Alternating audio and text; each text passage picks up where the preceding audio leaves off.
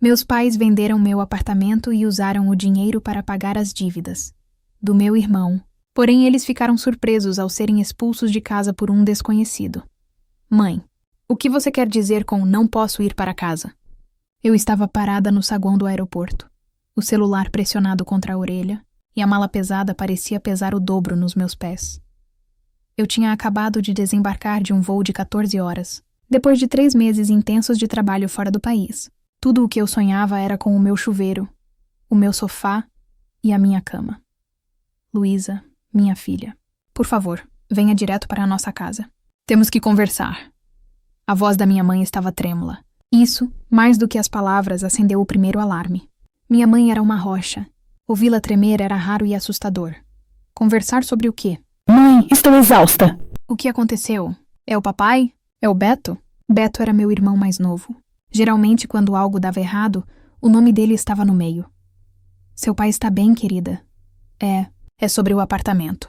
Apenas venha para cá, sim? Estamos te esperando. O táxi pareceu levar uma eternidade. O trânsito da tarde estava lento. E a cada minuto que passava, meu estômago se revirava um pouco mais. Eu tinha deixado uma procuração com meus pais antes de viajar. Eu mesma pedi. Eu queria que eles vendessem meu apartamento enquanto eu estava fora. O plano era usar o dinheiro para dar entrada em um imóvel maior, mais perto do meu escritório principal, assim que eu voltasse. Eu confiava neles. Eram meus pais. Eu juntei cada centavo para aquele lugar. Trabalhei em 2 empregos por anos. Economizei, abri mão de férias, de saídas, de roupas novas. Aquele apartamento era meu símbolo de independência, e eu estava pronta para o próximo passo. Quando finalmente cheguei à casa deles, a cena na sala de estar confirmou meus piores medos. Meu pai estava sentado em sua poltrona favorita, mas não estava lendo o jornal. Ele olhava fixamente para a televisão desligada, o rosto pálido. Minha mãe estava no sofá, torcendo um pano de prato nas mãos, os olhos vermelhos e inchados. O que aconteceu? Perguntei largando a mala perto da porta. Vocês venderam o apartamento? Minha mãe começou a chorar. Não um choro alto, mas um soluço baixo e sofrido, que partiu meu coração. Carlos, fale para ela. Ela implorou ao meu pai. Meu pai pigarreou, sem conseguir me olhar nos olhos. Luísa, nós vendemos. Sim, foi há uns 2 meses. 2 meses? Meu estômago gelou. 2 meses? Por que não me disseram nada? Por que não me ligaram? E o dinheiro? Onde está? Eu já estava olhando uns lugares novos online. Filha, ele começou. E eu vi a vergonha tomar conta do rosto dele. Você sabe que seu irmão, ele estava com problemas. Muitos problemas. Eu me sentei na beirada da cadeira. Beto, sempre o Beto. Que tipo de problemas, pai? Dívidas, Luísa. Dívidas muito altas. Minha mãe assumiu a palavra, a voz embargada. Pessoas ruins estavam atrás dele. Ele ligava para nós chorando, dizendo que estava com medo. Nós estávamos com medo por ele. Eu senti o chão desaparecer.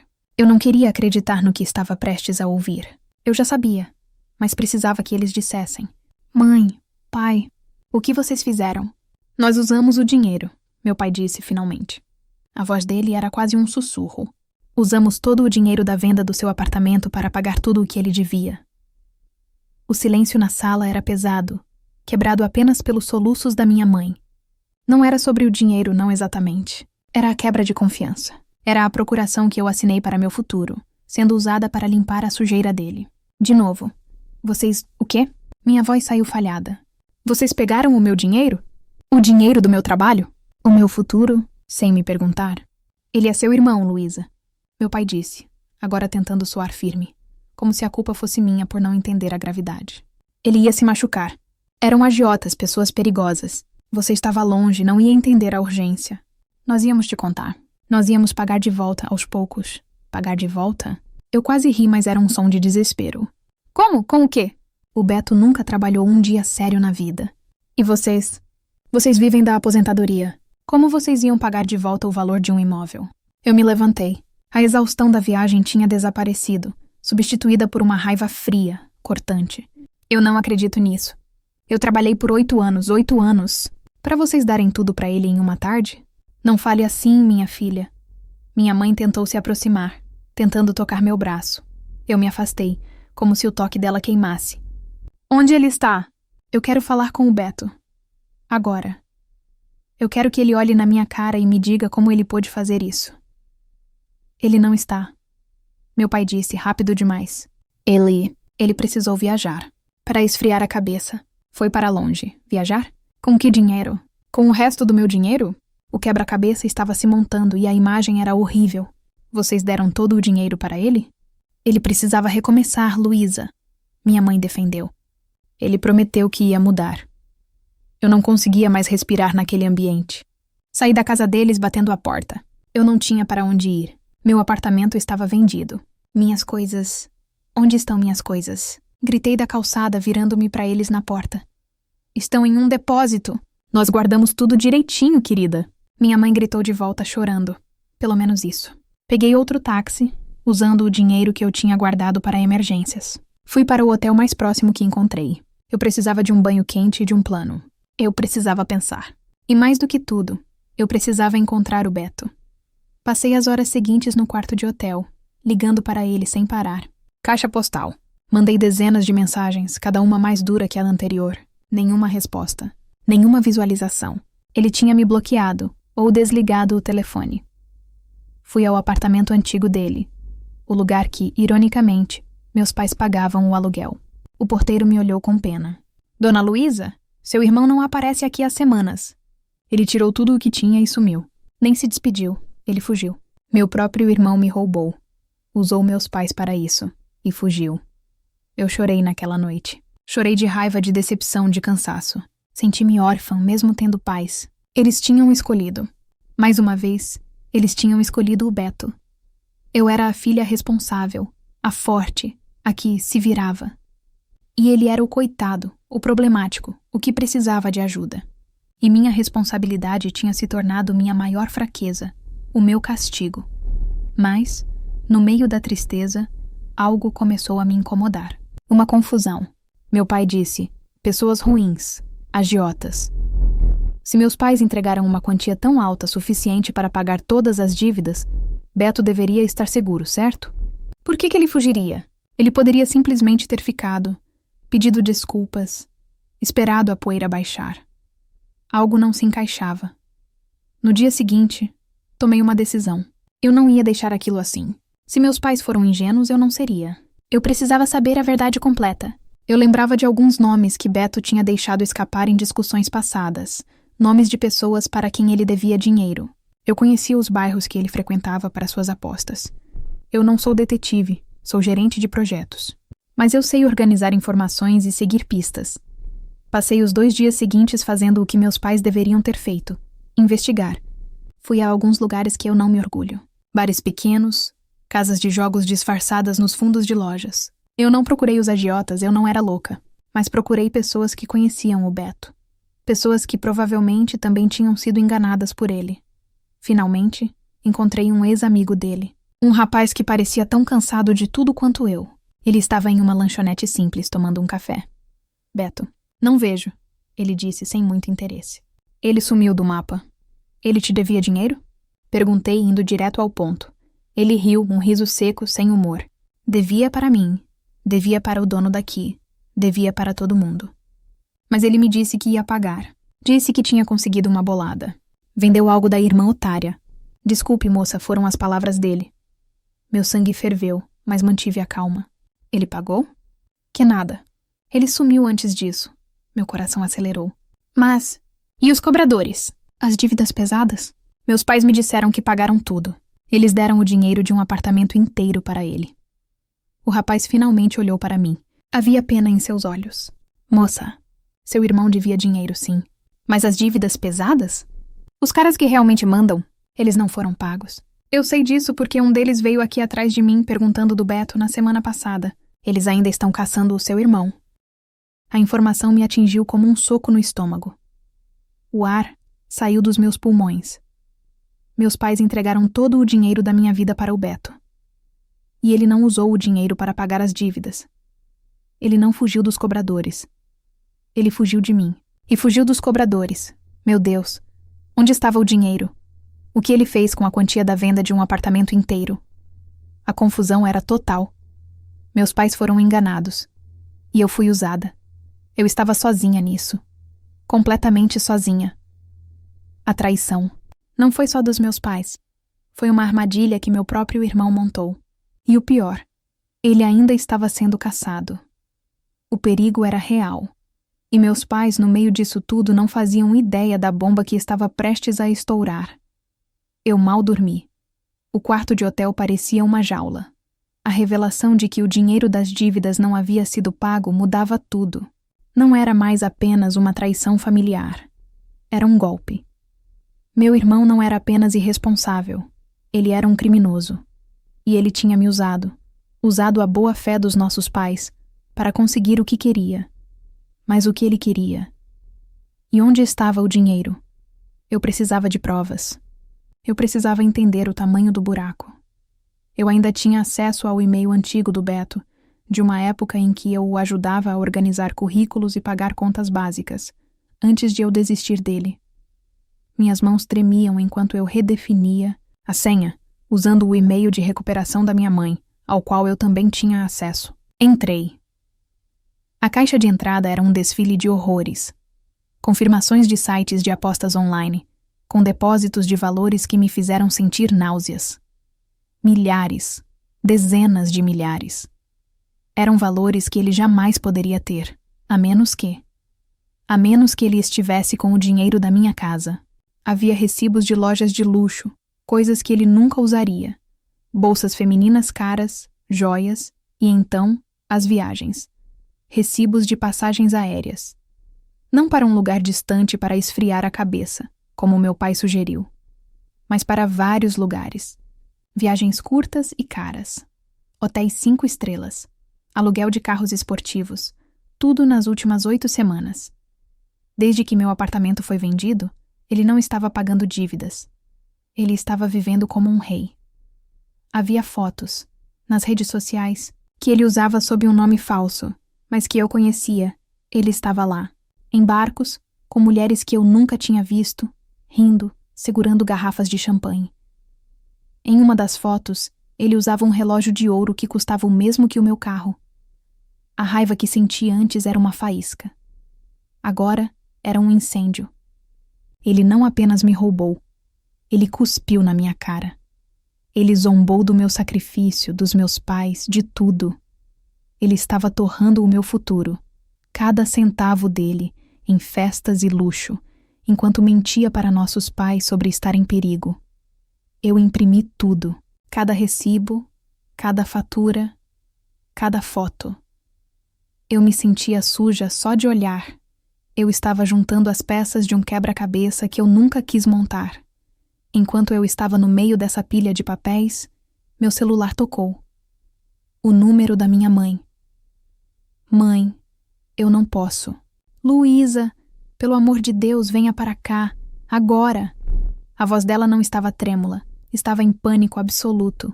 Eu nunca a ouvi gritar assim. Era um som cru, aterrorizado. O que foi? O que o Beto fez agora? Não é o Beto, é a casa. Tem um homem aqui, Luísa. Ele está dizendo. Ele está dizendo que a casa é dele. Ele está mandando a gente sair. Seu pai está tentando discutir com ele. Por favor, venha rápido. A ligação caiu. Meu coração disparou. O que diabos estava acontecendo? A casa dos meus pais? Peguei minha bolsa, as chaves do carro alugado que eu tinha conseguido e saí voando do hotel.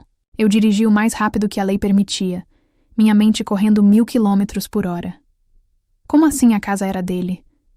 Meus pais moravam naquela casa há 30 anos. Foi onde eu cresci. Quando virei a esquina da rua deles, a cena me fez frear bruscamente. Havia um caminhão de mudanças parado na frente da casa. Não um caminhão pequeno, um caminhão grande, profissional. E na calçada estavam as coisas dos meus pais. A poltrona do meu pai. O sofá onde minha mãe chorou na noite anterior. Caixas de fotos. O abajur da sala. Minha mãe estava sentada no meio-fio, a cabeça entre as mãos, soluçando desesperadamente. Meu pai estava de pé, discutindo com um homem alto, de terno. O homem parecia calmo, mas firme. Havia 2 seguranças ao lado dele. "O que está acontecendo aqui?" gritei, saindo do carro e correndo até eles. Quem é você? Tire as mãos das coisas dos meus pais. O homem de terno se virou para mim, a expressão impassível. A senhora é Luísa? Sou. E você quem é?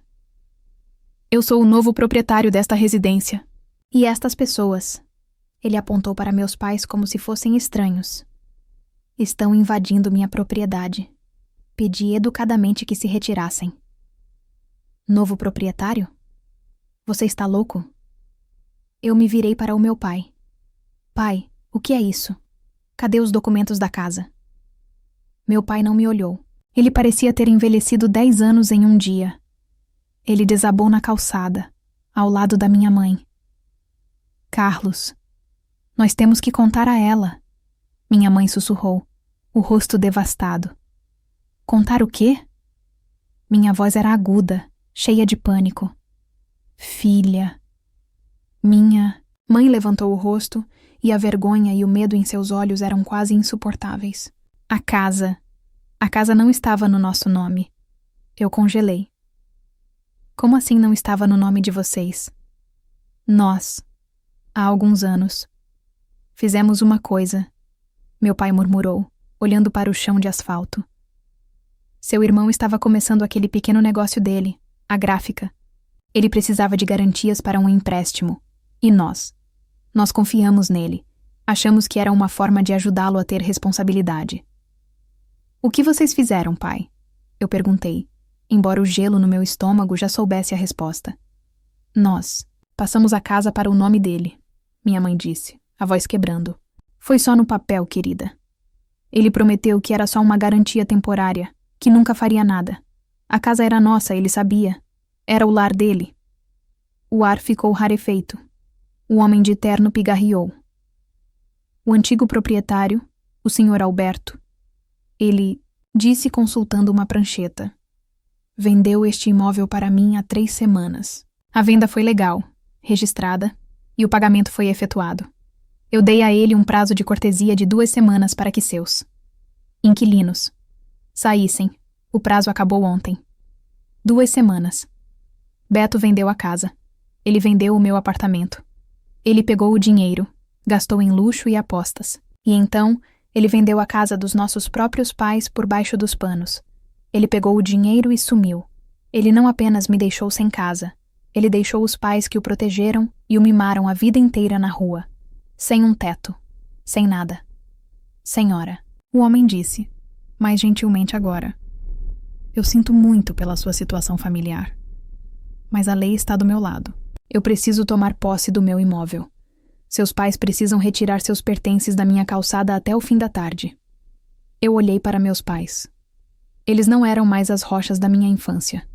Eram 2 pessoas idosas, quebradas, sentadas na sujeira da rua, cercadas pelos destroços de suas vidas. Meu irmão não era só um irresponsável. Ele não era só um mentiroso. Ele era um monstro. Ele tinha destruído tudo. Tinha levado meu dinheiro, minha segurança, e agora, a segurança deles. E ele tinha desaparecido, deixando para trás um rastro de destruição que eu nem sabia por onde começar a limpar. Para onde nós vamos, Luísa? Minha mãe perguntou, agarrando minha mão, os olhos suplicantes. Nós não temos para onde ir, e pela primeira vez na minha vida, eu não tinha a resposta. Eu não tinha casa, e agora, eles também não. Estávamos todos na rua. E o Beto? O Beto estava em algum lugar, rindo de nós, com os bolsos cheios do dinheiro das nossas vidas. Eu olhei para os meus pais, 2 figuras encolhidas na calçada, cercados por 30 anos de memórias jogadas no gramado. Por um segundo, a raiva deu lugar a uma pena profunda. Eles eram vítimas, tanto quanto eu. Vítimas da própria fraqueza, da superproteção que deram ao filho errado. Mas a pena não pagaria um hotel. A pena não nos tiraria da rua. Respirei fundo, o ar frio da noite entrando em meus pulmões. Mãe, pai, levantem-se, agora. Minha voz soou mais dura do que eu pretendia, mas funcionou. O tom de comando os fez reagir.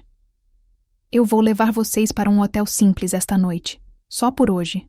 O homem. Apontei para o novo dono, que observava tudo com uma paciência fria. Está certo. Esta não é mais a casa de vocês.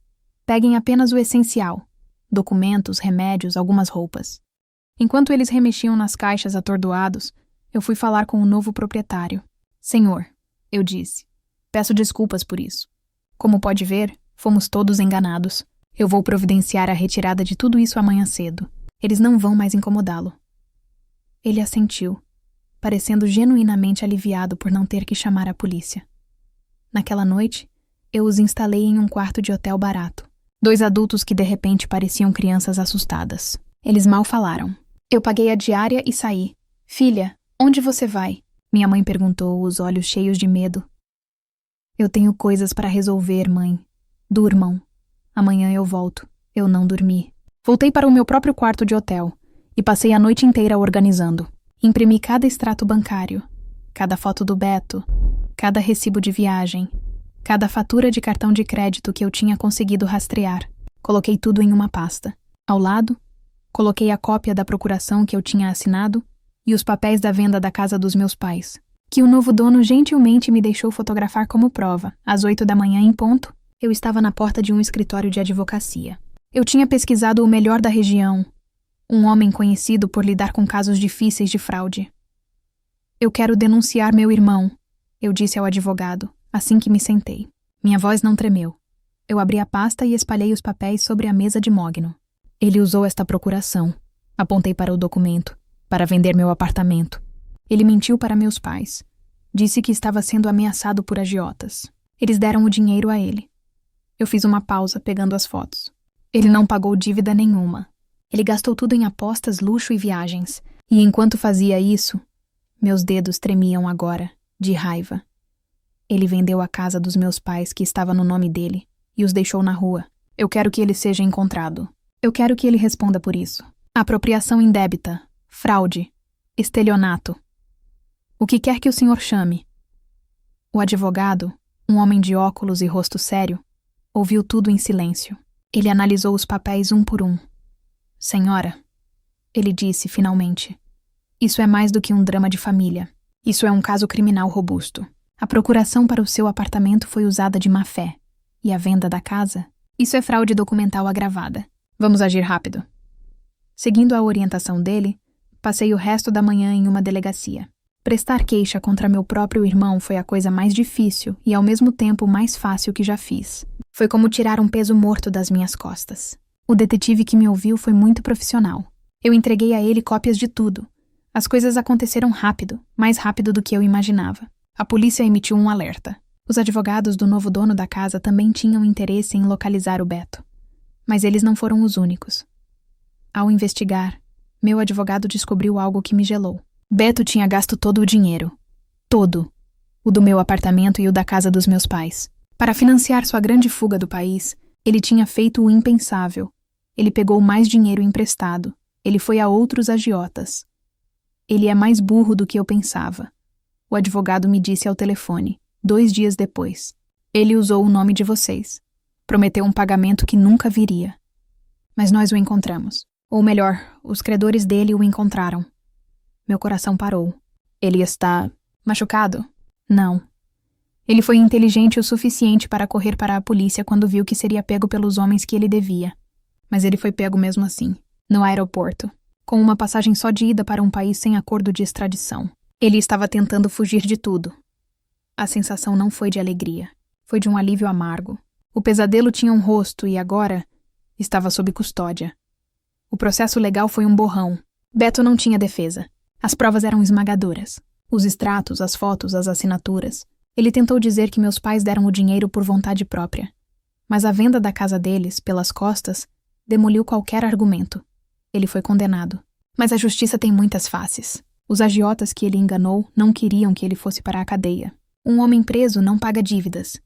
Meu advogado me explicou a situação. Eles fizeram um acordo.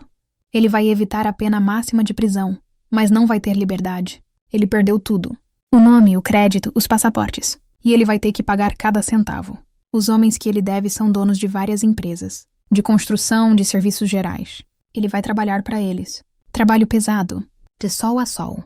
Todo o salário dele irá direto para pagar o que ele deve. Vai levar anos. Talvez uma década. Era um tipo de prisão. Uma prisão de trabalho forçado, legalizada pela dívida. Ele estava preso à própria estupidez. Enquanto isso, eu tinha que lidar com meus pais. O depósito que guardava minhas coisas da mudança estava cobrando uma fortuna. O hotel deles estava caro. Eu precisava agir. Eu vendi meu carro, que era bom, e comprei um bem mais simples. Usei a diferença para dar entrada em um pequeno apartamento alugado. Um lugar minúsculo, com um quarto, em um bairro simples, longe de onde morávamos. Eu levei meus pais até lá. Eles olharam ao redor, para as paredes vazias, para a cozinha pequena. É o que eu posso pagar, eu disse, minha voz baixa, mas firme. Eu paguei o depósito e os 3 primeiros meses. Vocês vão receber suas aposentadorias aqui. Minha mãe começou a chorar. Minha filha, nós nunca poderemos te agradecer. Não, eu a cortei, e ela parou, surpresa com a minha frieza. Vocês precisam me escutar. Eu amo vocês. Mas o que aconteceu? A escolha que vocês fizeram destruiu minha vida. Eu estou recomeçando do zero, assim como vocês. Eu peguei minhas chaves. Este apartamento é a última grande ajuda que eu vou dar. Eu não sou mais o plano de emergência de vocês. Eu não sou mais a filha responsável que vai consertar os erros do Beto. Vocês protegeram ele. E agora, vocês vão ter que viver com as consequências disso. E eu tenho que viver com as minhas. Eu olhei para os dois, o casal que me colocou no mundo. Eu vou visitar. Eu vou ligar. Mas o meu dinheiro, o meu trabalho, é meu. Nunca mais. Vocês me entendem? Meu pai pela primeira vez assentiu. A vergonha em seu rosto era total. Nós entendemos, Luísa. Nós sentimos muito. Eu saí daquele apartamento e senti como se tivesse cortado uma corda que me prendia ao fundo do oceano. Eu estava sozinha, mas estava livre. No dia seguinte, no trabalho, meu chefe me chamou. Eu estava exausta, mas focada.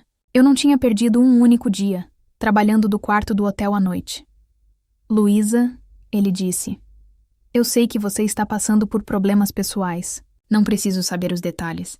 Mas o projeto que você liderou enquanto estava viajando foi um sucesso absoluto. A diretoria está impressionada. Eles querem expandir o setor internacional e querem que você o lidere. Eu o encarei, sem entender. É uma promoção, Luísa. Gerente sênior de operações globais. O cargo é seu, se você quiser. O salário, bem, é o triplo do que você ganha agora.